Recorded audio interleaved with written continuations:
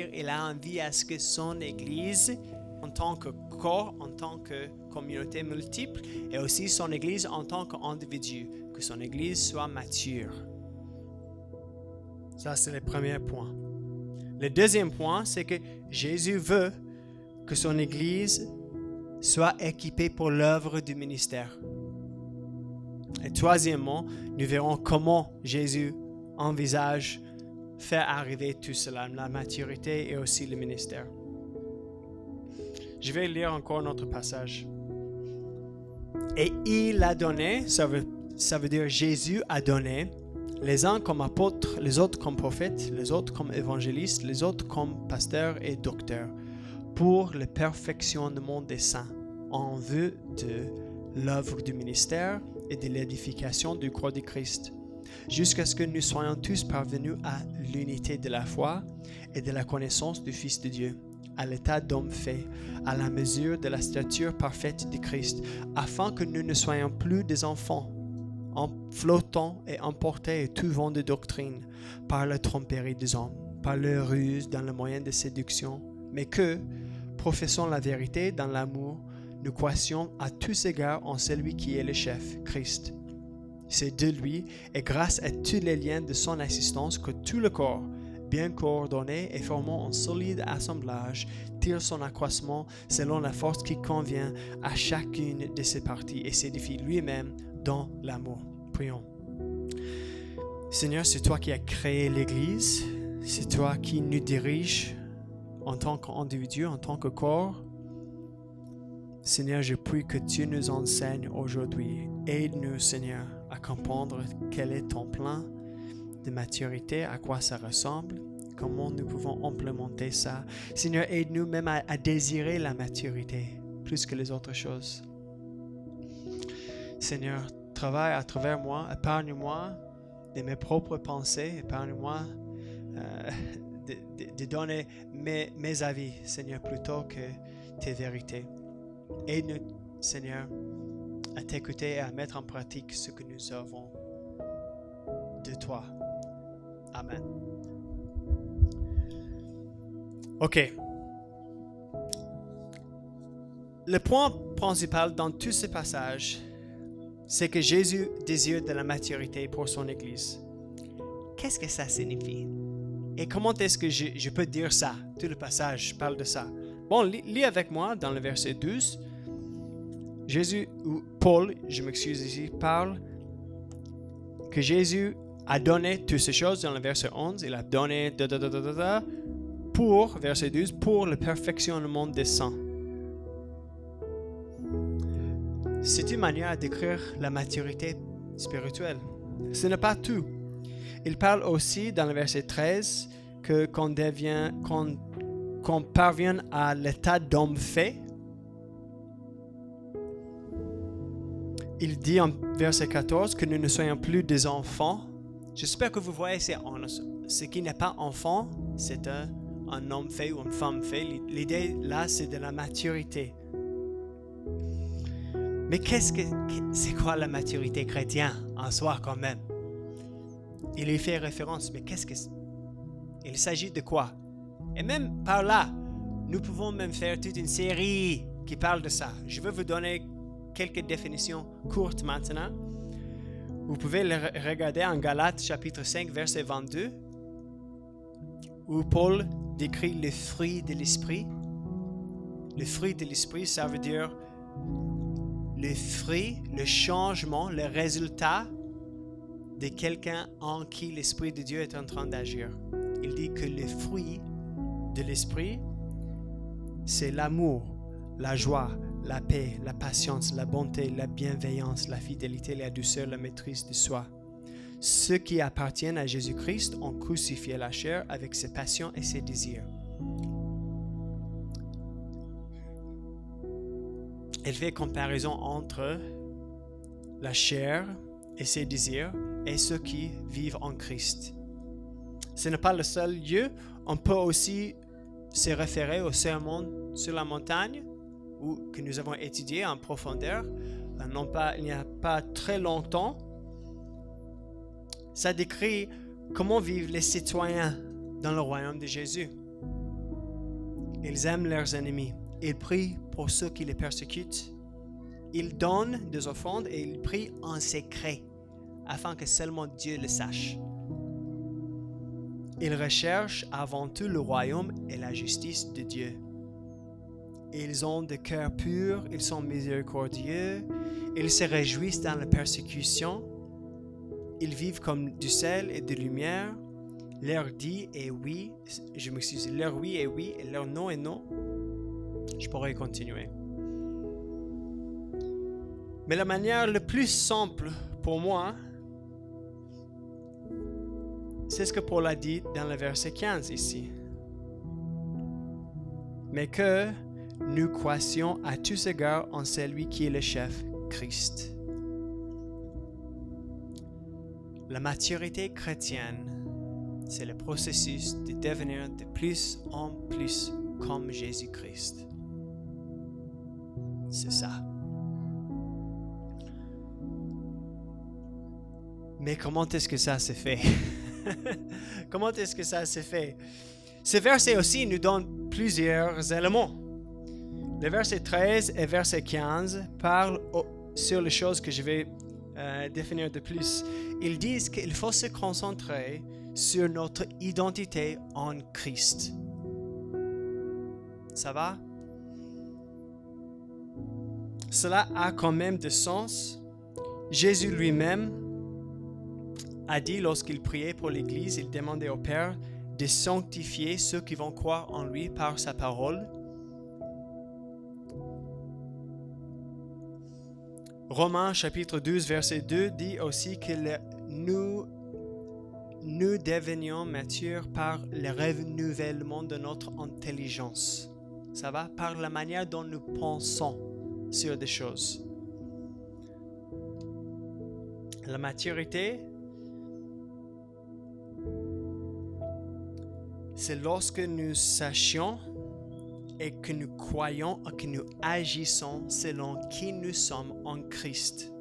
Or, qui sommes-nous en Christ? Encore, je pourrais en parler très longtemps. Laisse-moi vous donner cette courte définition. Le chrétien est quelqu'un qui est un bien-aimé, pardonné, adopté, enfant de Dieu. Nous sommes bien-aimés, pardonnés et adoptés par Dieu. Paul priait ici pour l'église d'Éphèse. Il n'a pas pris qu'ils établissent des entreprises qui deviennent des réussites. Il n'a pas pris que personne ne tombe malade jamais.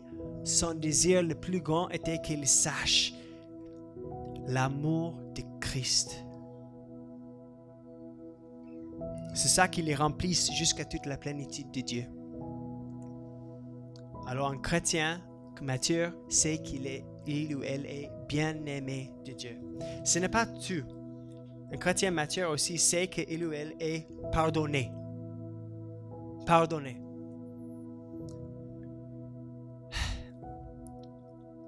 On nous a pardonné de quoi? En termes très brefs. J'aimerais que vous pensiez comme ça. Dieu nous a pardonné de la haute trahison. Rien de moins. La Bible décrit l'humanité en tant que chose en entier et aussi en tant que les individus comme étant en pleine rébellion de Dieu, contre Dieu. Les rebelles, selon le principe, sont punis. Et ce n'est pas une petite punition. Et pourtant, Dieu nous a pardonné. J'ai décrit cela pourquoi, ou comme ça pourquoi? Parce qu'il faut que nous sentions le poids de ça. Pensez à un moment, peut-être vous ne voulez pas faire ça, pensez à un moment, la pire chose que vous ayez jamais fait. Peut-être les autres même ne savent pas c'est quoi. Pensez à ça. Il faut savoir deux choses, deux faits sur ces choses. Dieu les connaît parfaitement, dans toute son terreur. Deuxièmement, Dieu le considère plus grave que vous le pensiez. Mais pour les chrétiens, il y a une troisième chose à savoir. Vous êtes totalement pardonnés. Il n'y a aucune petite partie, virgule, minuscule, moment ou pensée de punition que Dieu devrait nous donner, même pour ces choses que vous considériez comme terribles. Dieu n'a pas minimisé ce que vous avez fait. Plutôt, il vous traite comme si vous étiez innocent. Ça, c'est parce qu'un échange incroyable a eu lieu sur la croix. Et ça, c'est le node, la racine de l'espoir chrétien. L'espoir chrétien se repose, non pas sur le fait que je suis bon. L'espoir chrétien se repose sur le fait que Jésus était bon, parfait, et que lui, il m'a donné sa perfection, sa bonté, sa sainteté. Et lui, il a pris toute la culpabilité que je mérite. Il a pris sur lui. Il a été châtié de la manière que je devrais être châtié. Alors, il ne reste aucune punition pour ce que j'ai fait. Aucune punition. Le chrétien mature sait qu'il ou elle est pardonné. Je veux m'arrêter ici et dire... Bon, je vous demande plutôt. Est-ce que jamais dans votre vie, il vous est arrivé d'avoir été accusé de quelque chose de très grave, dont vous saviez, punition c'est sérieux, conséquences énormes. Aussi, ce n'est pas le cas pour tout le monde.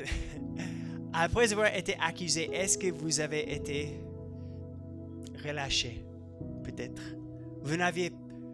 On ne vous accuse plus ou on vous dit quand même, ah non, je laisse tomber ça.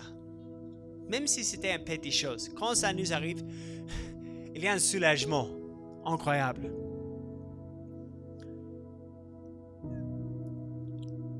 Pour les chrétiens, lorsque nous constatons la gravité de ce que nous avons fait envers Dieu et aussi que nous avons été totalement pardonnés, cela devrait nous donner un soulagement énorme.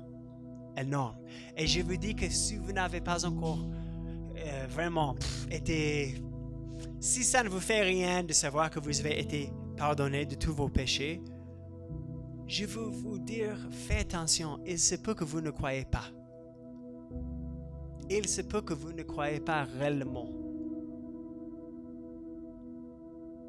en Jésus-Christ pour votre réconciliation avec Dieu. Ça change la vie.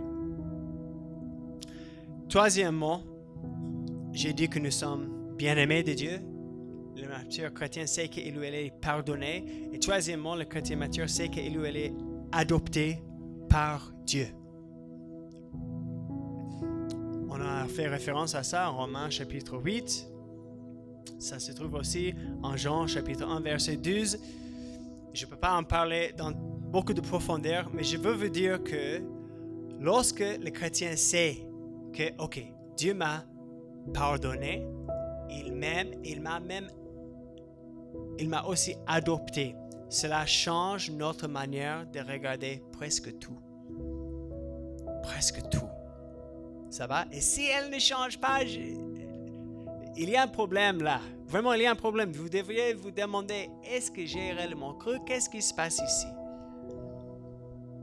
Mais si je crois que je suis l'enfant de Dieu, ça a beaucoup de conséquences. Beaucoup de conséquences. Une,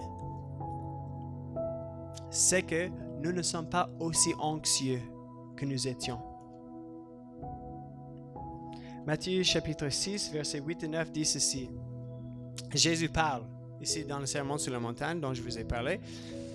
Jésus dit, lorsque vous priez, ne ressemblez pas à ceux qui prient avec beaucoup de paroles en pensant que c'est avec beaucoup de paroles que vous allez convaincre Dieu. Verset 8. Ne le ressemblez pas, car votre Père sait de quoi vous avez besoin, avant que vous le lui demandiez.